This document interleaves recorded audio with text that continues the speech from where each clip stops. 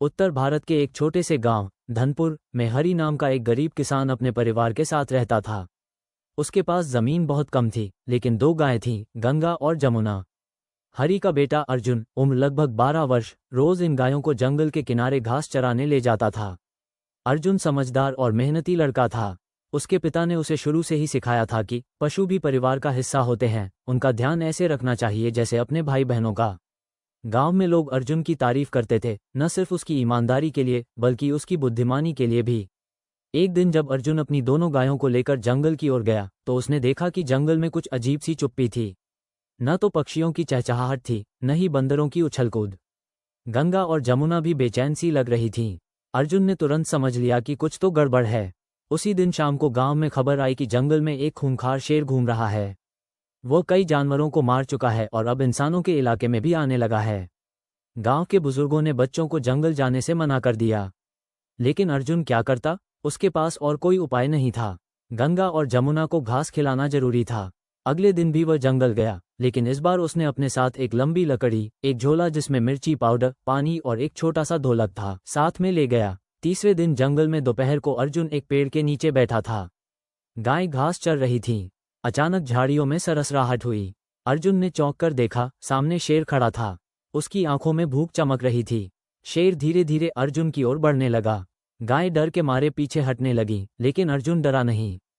उसने गहरी सांस ली, मिर्ची का झोला निकाला और हवा में जोर से फेंक दिया। मिर्ची की धूल उड़कर शेर की आंखों में चली गई। शेर बुरी तरह चिल्लाया और भाग खड़ा हुआ। गायें भी डर गईं, लेकिन अर्जुन ने उन्हें जल्दी से एक सुरक्षित जगह पर ले जाकर बांध दिया। अर्जुन की बहादुरी की खबर पूरे गांव में फैल गई। लोग आश्चर्य कर रहे थे कि एक 12 साल का लड़का शेर को कैसे भगा सकता है। लेकिन अर्जुन जानता था, ये केवल शुरुआत थी। शेर अब और खतरनाक हो सकता था। अर्जुन ने गांव वालों से कहा, हमें एक योजना बनानी होगी। शेर को जंगल से भगाना ही होगा, नहीं तो वह एक दिन किसी इंसान को भी नुकसान पहुंचा सकता है। गांव के बुजुर्गों और युवाओं ने एक बैठक बुलाई।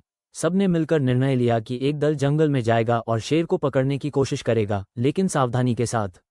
अर्जुन भी दल में शामिल हुआ, क्योंकि वह जंगल के रास्तों को सबसे बेहतर जानता था। शेर भी चालाक था। उसे अब इंसानों से डर लगने लगा था, इसलिए वह अब रात में निकलता और गांव के पास छिप जाता। उसने 2 कुत्तों और एक बकरी को मार डाला। अब डर का माहौल पूरे गांव में फैल गया था। एक रात अर्जुन ने अपने घर के पिछवाड़े शेर की परछाई देखी। वो चुपचाप अपने पिता को उठाया और कहा, पिताजी, आज मुझे एक मौका चाहिए। मैं उसे डराकर भगा सकता हूँ। पिता पहले तो डरे, लेकिन अर्जुन की आंखों में आत्मविश्वास देखकर मान गए। अर्जुन ने एक योजना बनाई।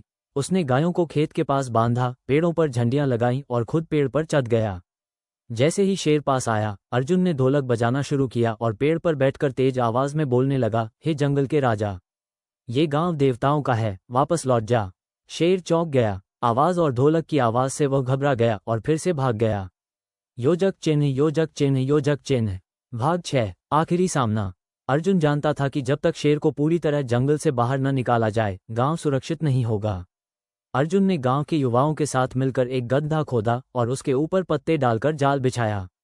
पास में ही गाय को बांध दिया गया, लेकिन सुरक्षित दूरी पर। शेर जब फिर से आया तो गाय को देखकर झपट पड़ा और गड्ढे में गिर गया।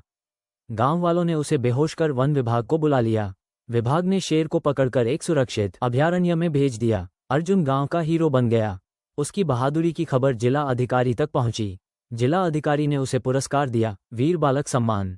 एक स्थानीय स्कूल ने उसे छात्रवृत्ति दी और कहा, तुम पढ़ाई में भी अच्छे हो।